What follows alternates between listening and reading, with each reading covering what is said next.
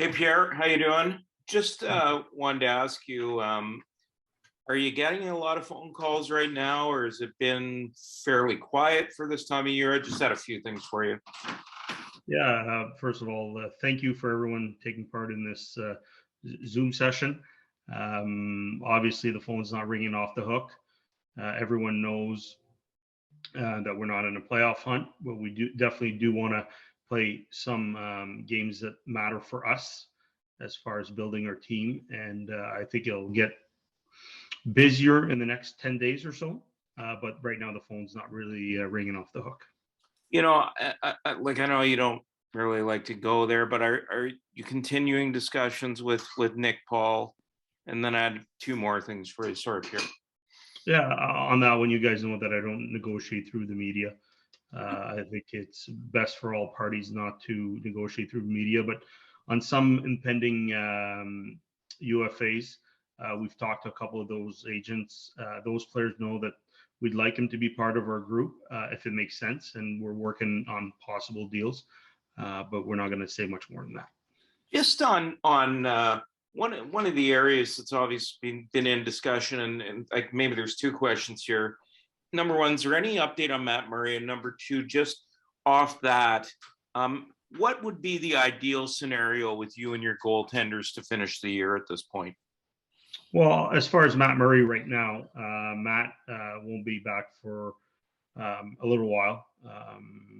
We're going to make sure that Matt is at 100% when he gets back in the net. Playing the NHL for a goaltender, I think even at whether 75 or 80%, you're not giving your team the best chance to win. So we want Matt at 100%. Ideally, to finish the year would be Matt and Anton Forsberg. Belleville right now is in a playoff spot, and we want those players in that team, both with Matt Sogart and Philip Gustafson, who's up with us, to have a chance to play meaningful games. That would be the ideal situation, but sometimes it's not the ideal situation. So for now, we're just going to stay status quo with our goaltenders. And last thing for me, Pierre, just on that and Belleville, just on Kevin Mandolese, he got hurt, and I saw that they had to sign a free agent to back up Sogard tonight in Winnipeg. Is there any update on Mandolese? Yes, I got an update earlier today. It doesn't look good. Could be, yes. We'll know more after the MRI, but it's a longer-term injury. Okay, we'll go next to Ian Mendes at The Athletic. Thanks so much, Pierre. I got three or four here. If you're okay. Go ahead. I guess the first one I would ask you is if you can give us maybe a little bit of an updated timeline for when you think that this might be kind of a championship caliber team. And I know that originally when you laid out the plan for the rebuild, you were hoping that this would be the time. So could you give us an idea of maybe when we should expect a championship caliber team on the ice, and maybe how that affects your deadline approach here? Well, I think we want to be a competitive team. We want to be a team that that fights for the playoffs as soon as next year. I think once you get into the playoffs, I think then anything can happen. So we'll take it step by step. I think that we all think here that there's a maturity process with some of our younger core that's, they're still developing, they're still maturing. Some of our players, I think, are in their prime, like a Shabbat, but some of our younger players still have a lot of room to grow.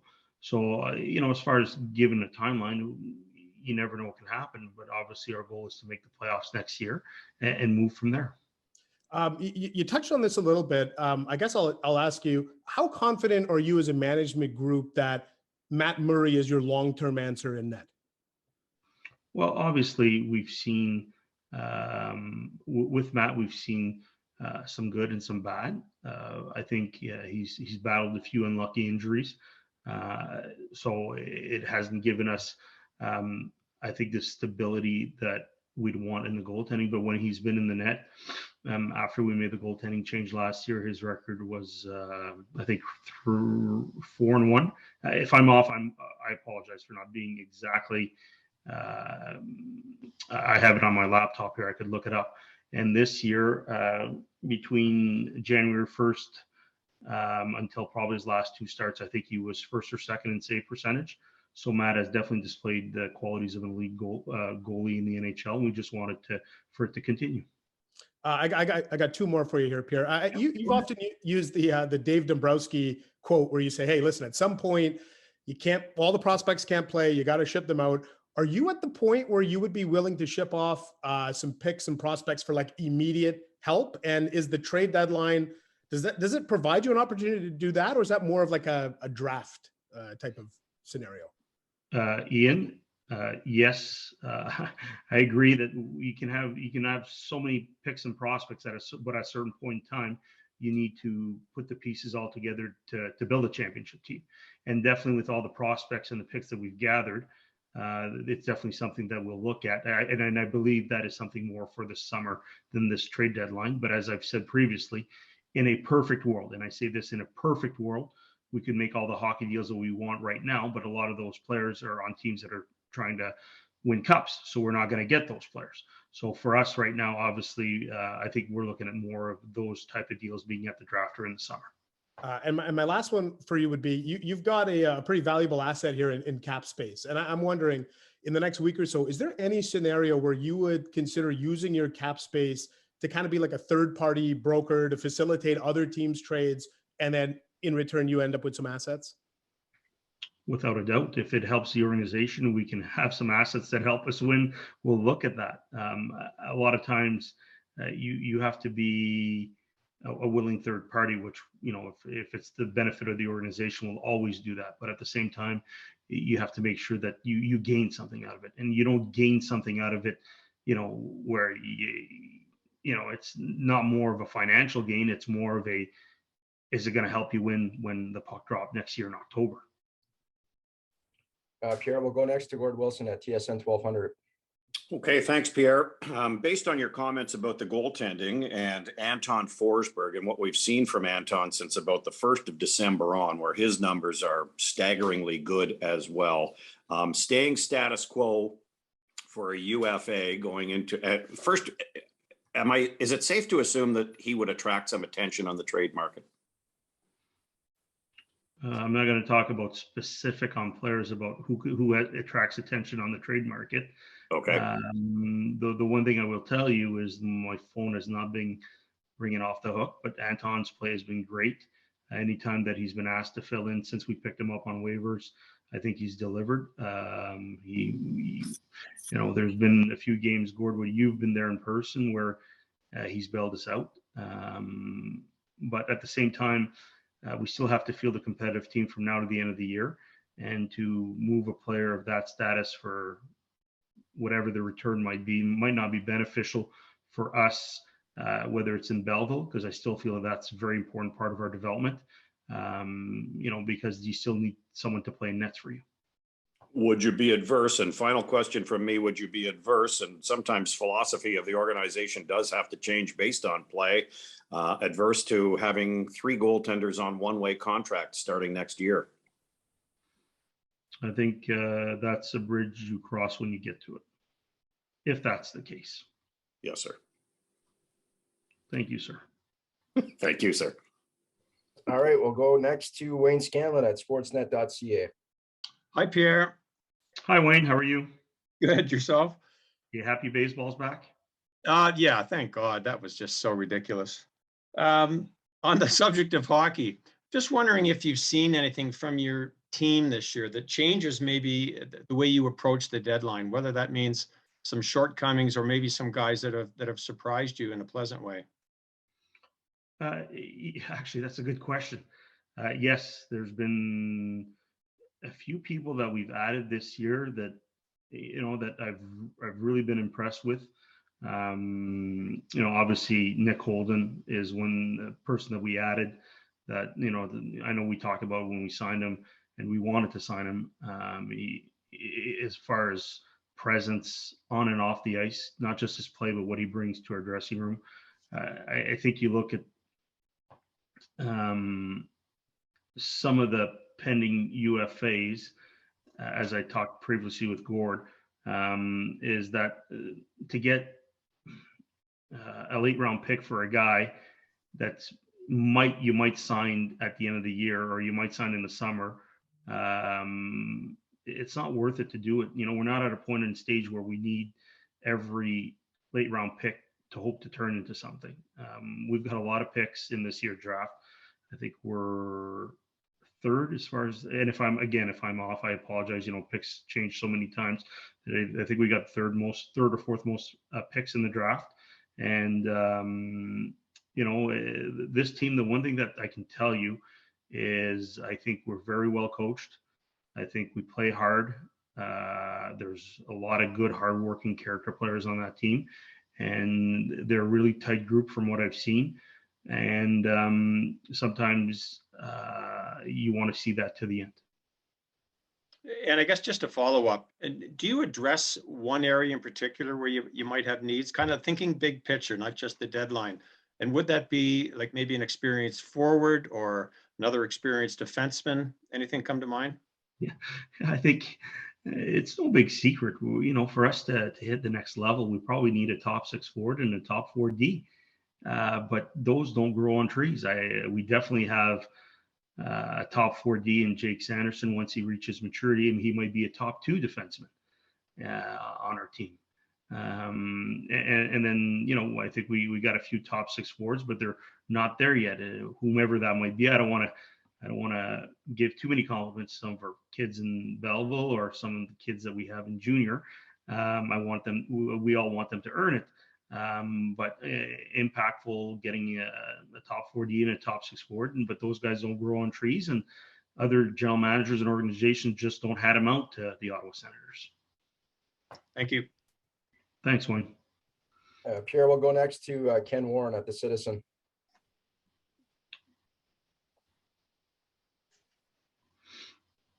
Ken, go ahead. Yeah, hi Pierre. How are you? Thank you. Good. You just talked about some of your prospects in junior and in Belleville. Just I know this isn't related to the deadline, and maybe it's a longer term. What do you see in Tyler Boucher so far since he's come to the 67s? Well, I've seen Tyler live once. I've watched his shifts 2 other games, I believe. I've been really impressed. Obviously, when you haven't played much hockey in the last 12 months, there's going to be an adaptation period. Obviously, he didn't play a lot last year. He wasn't playing a big role at BU. He got hurt in his first game. So he hasn't played a lot of hockey, but I think every team that wins has a Tyler Boucher on their team. I think with the drive, the physical play, the going inside, he shoots the puck. And we've seen all of that, and we'd like to see it more consistently, but I think that'll come with time. And I think that when we're a championship team down the road, I think he'll be a big part of it. Pierre, we'll go back to Gord at 1200. Okay, thank you, Pierre. You had mentioned Jake Sanderson. Is there any update on him? Is there a change in plan, or is the plan still to hopefully get him here, and at what point? Yeah, no. So everyone knows both myself and Pierre McGuire went to Grand Forks, and we had supper with Jake Sanderson and Tyler Clevin. We hadn't really had the chance to spend a lot of time together because we've had no development camp. We both obviously spoke to Jake and Tyler. With Tyler, we're going to leave him make whatever decision he wants to make at the end of the year, but it's pretty much written in stone. And Jake told me himself, once his year's done, and hopefully his year's done after they win the Frozen Four and they win the NCAA championship, because you want to bring winners into your organization, possibly a Hobie Baker. We'll see about that one.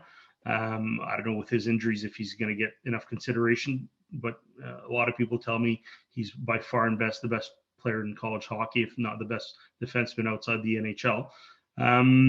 So Jake will be joining our team. He knows it.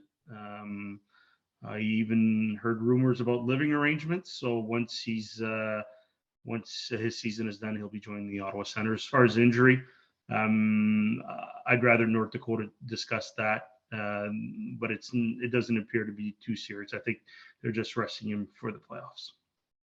Yep. Pierre, we'll go back to Ian at the Athletic. Yeah, just two more here, Pierre, for you. And one would be, if you could give us a sense of where do you see Eric Brandstrom in the big picture, like in the next season with your defensive group? Well, it wouldn't be a media Zoom call without an Eric Branstrom question. So for us, personally, I think he's the most improved player on our team. I think the fact that the confidence that DJ's given him and the work that they've done together with Jack Capuano has shown us that Eric at times can be a really good NHL defenseman. There are nights that he's still a young defenseman. We have to think that, to me, you get a really true gauge of what a NHL defenseman is or was going to be until he's played about 200 games in the league. But we see him on our team next year. Having too many NHL quality defensemen is a good problem to have. And my last one for you would be Colin White has come back and he's looked pretty good in those 6 or 7 games. And I'm just wondering, like, in your estimation, like what's the role that Colin White has to play on your team next year to justify the cap hit, the contract in the subsequent 3 years? Well, obviously, Colin, the injury was unfortunate at camp. He's come back from injury. He's played well. As far as his role, I led that to the coach. I've always said that I got my hands full managing. I'll let that role for DJ, but he's someone that can play our power play. He's someone that goes inside. He goes to the net. You look at how he gets his points. Most of his points are within a 10-feet radius of the net, and I love that about Colin White. I just love the fact that he goes inside. I still feel that he's got to play himself. All these players have played for the most part since October, and Colin just came back and he's performed well. I still feel that he's got to get himself into better, not physical shape, just game conditioning. And I think we're going to see a Colin White that can definitely help us win. Next up is Murray Pam at Full Press Hockey. Hi, Pierre. Hi, Murray. Hey, given that Belleville is in a playoff race, are you looking to shore up their roster depth-wise at the deadline? Well, I know Peter McTavish is always looking to shore up their roster. I think we got our hands full here with Ottawa, but I think if we can add a veteran, obviously some players might go down there for the run. But we like what we have in Belleville right now. In having the chance to see him quite a bit, and I'll watch a game on TV tonight, them in Manitoba, 8 p.m. Eastern, 7 p.m. local. I'll be able to attest the situation, and we've had people down there for weeks at a time. I know Pierre McGuire's gone down there for almost a full week, and we feel that we have a really good group of players, and I think part of it is letting those young players take part in playoff experiences. So you got to be careful how you allot your ice time, and I leave that up to Troy. But at this point in time, I think we're in a good spot. Okay, Pierre, we'll get to 2 remaining questions in English. First one, we'll go back to Bruce. Pierre, do you anticipate, without ruining my weekend, that in the next 10 days or so, the talks will or in the next 4 or 5 days, the talks will pick up? And just what will be your plan going into the deadline? Just wondering logistically, like when do the pro scouts come in, that sort of thing? Do you have Trent Mann in town, that kind of stuff, Yeah, just how you're handling it. Yeah. Yeah, it's very simple. Bruce, all the scouts will be in. A lot of them are coming to Tuesday to Belleville, pro scouts, and will be in Ottawa on Wednesday. We obviously play Columbus Wednesday. Trent Mann will be in town on Thursday. Obviously when prospects come along. I'd hate to be a Debbie Downer here, Bruce, but don't get too excited for this trade deadline. In all my years as GM, this has been the quietest.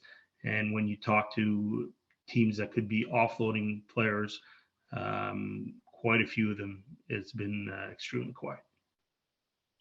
And for the final question in English, Pierre, we'll go back to Wayne. No, I didn't have anything. I'm good. Sorry, Wayne, your hand's still up there. I thought you were going to give me a World Series prediction, Wayne. Oh my God, it's too early. Who do you like? The Blue Jays. Every year. They're going to be pretty good. Okay, we'll switch to French now, Pierre, with Marc at Le Droit.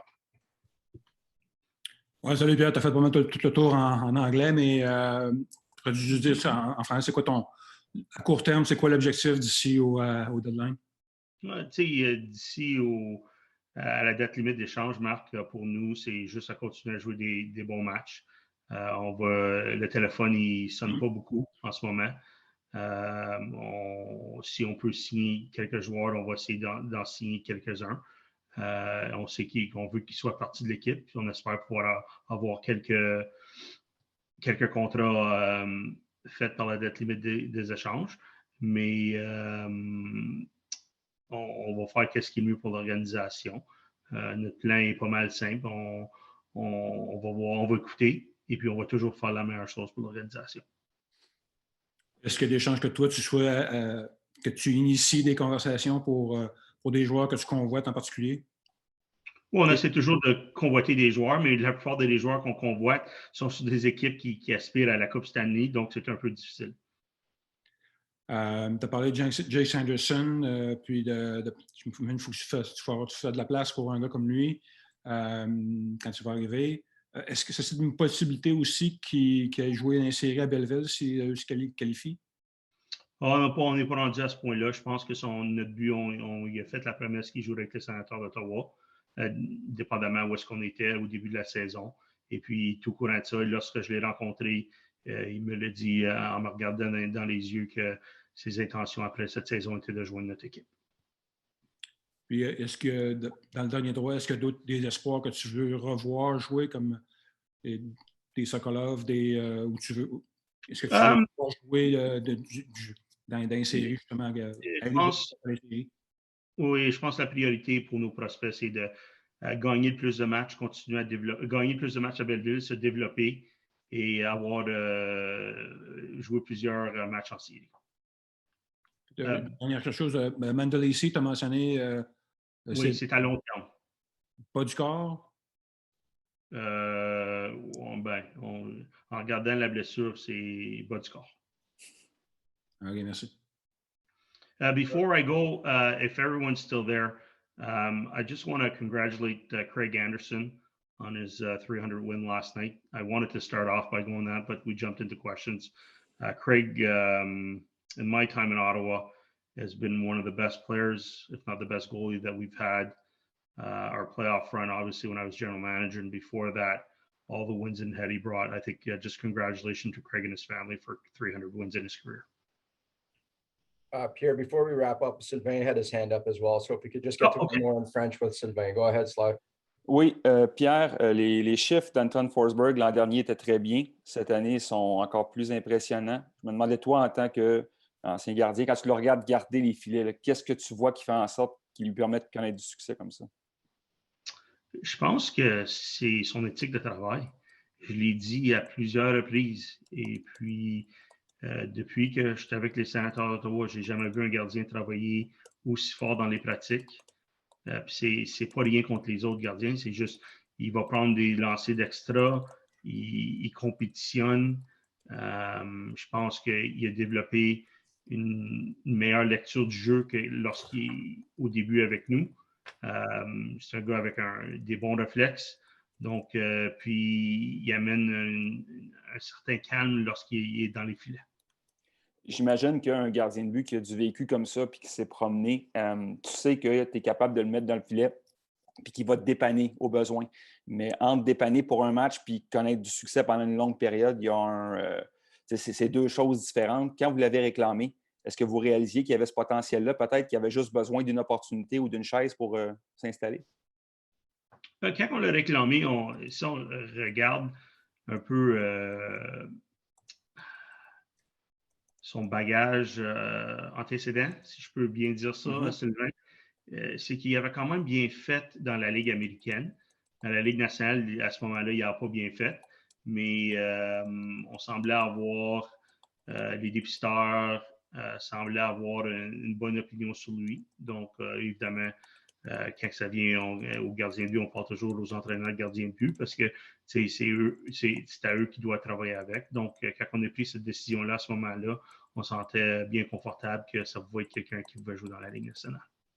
Puis, selon ce que tes dépisteurs disent maintenant, puis tes entraîneurs, est-ce que vous avez l'impression que c'est quelqu'un, des fois, tu parles de Craig Anderson, c'est un qui a développé, qui a eu ses meilleures saisons plus tard. Est-ce que Forsberg, c'est quelqu'un qui a encore d'autres niveaux qu'il pourrait atteindre plus haut?